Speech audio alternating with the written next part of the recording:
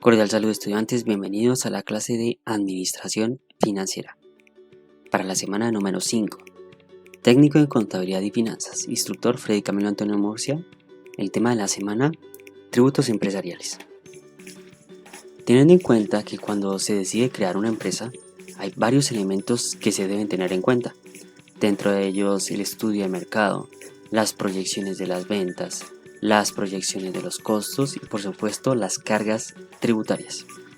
En Colombia, las empresas deben generar los siguientes tributos empresariales: el impuesto de renta, el impuesto al valor agregado IVA, la retención en la fuente, el impuesto de industria y comercio ICA, el impuesto al patrimonio y el gravamen a los movimientos financieros.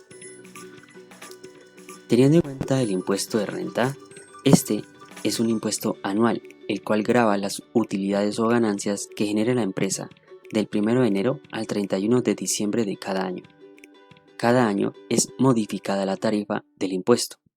Para el año 2020 es del 32%, para el 2021 del 31% y para el año 2022 del 30%. La fecha de declaración anual es programada y publicada en el calendario tributario de la DIAN y se determina conforme al número de identificación tributaria asignado a la empresa. Teniendo en cuenta ahora el impuesto al valor agregado IVA, este es un impuesto de carácter nacional que grava las ventas de bienes, la prestación de servicios, las importaciones y la circulación, venta u operación de juegos de suerte y azar. La tarifa general actualmente es del 19%. Esta tarifa determina que toda empresa que venda bienes o preste servicios debe calcular un 19% adicional al valor del producto por concepto de IVA.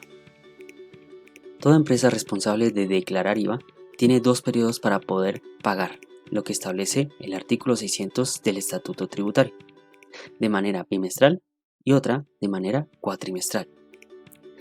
En cuanto a lo bimestral, los contribuyentes con ingresos brutos al 31 de diciembre de cada año gravable anterior deben ser iguales o superiores a las 92.000 VT, teniendo en cuenta que cada VT equivale a 35.607 pesos para el año 2020. En cuanto a los pagos cuatrimestrales, los contribuyentes con ingresos en el año anterior menores a 92.000 VT son aquellos que deben realizar este pago. Revisemos la retención en la fuente. Este no es propiamente un impuesto, pero sí es un mecanismo anticipado de recaudo del impuesto de renta, es decir, del primero que enunciamos.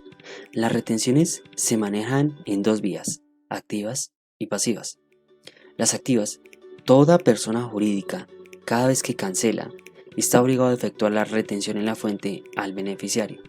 Este valor recaudado debe ser declarado y pagado mensualmente, dentro de las fechas previstas por el calendario tributario. En cuanto a las pasivas, cuando la empresa presta sus servicios o vende bienes, su cliente deberá realizarle una retención en la fuente, de manera que todo negocio debe tener en cuenta actividad y usuarios para proyectar su flujo de caja, restando de los mismos el valor de la retención en la fuente que se le debe efectuar. En otras palabras, la retención en la fuente debe ser restada al impuesto de renta total que deberá pagar al año siguiente. Revisemos ahora el impuesto ICA. Este es el impuesto de industria y comercio. Es un impuesto de carácter municipal que se genera por el ejercicio o realización directa o indirecta de cualquier actividad industrial, comercial o de servicios en jurisdicción del Distrito Capital de Bogotá o cualquier otro de ellos, ya sea que se cumpla de forma permanente u ocasional en inmueble determinado con establecimiento de comercio o sin ellos. Existen 2 regímenes de pago, el común y el simplificado. En cuanto al ICA, el impuesto para el régimen común, a este pertenecen las personas jurídicas y aquellas naturales que realizan una actividad industrial, comercial o de servicios de forma permanente u ocasional y deben declarar y pagar los impuestos de ICA cada 2 meses.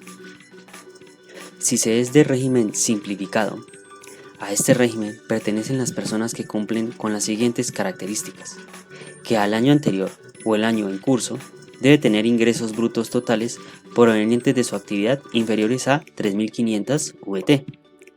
No tener más de un establecimiento de comercio, oficina, sede local o negocio donde ejerza su actividad. En el establecimiento de comercio, oficina o sede no se deben desarrollar actividades bajo franquicia, concesión o regalía o cualquier otro sistema que implique la explotación de intangibles.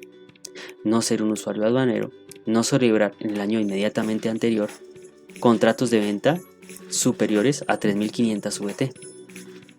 Y por supuesto el monto de sus consignaciones, depósitos o inversiones financieras no deben ser superior a 3.500 VT. Impuesto al patrimonio, también conocido como un impuesto a la riqueza. Es un impuesto que grava la riqueza de las empresas, entendiendo la riqueza como el patrimonio líquido que la compañía o empresa tenga el 1 de enero de cada año. Quien debe asumir el impuesto son aquellas personas naturales, jurídicas, sociedades de hecho que al 1 de enero pasado contaban con un patrimonio líquido de al menos 5.000 millones. Las fechas límites para pagar la primera cuota van desde el 12 de mayo al 26 del mismo mes, dependiendo del número de identificación tributaria.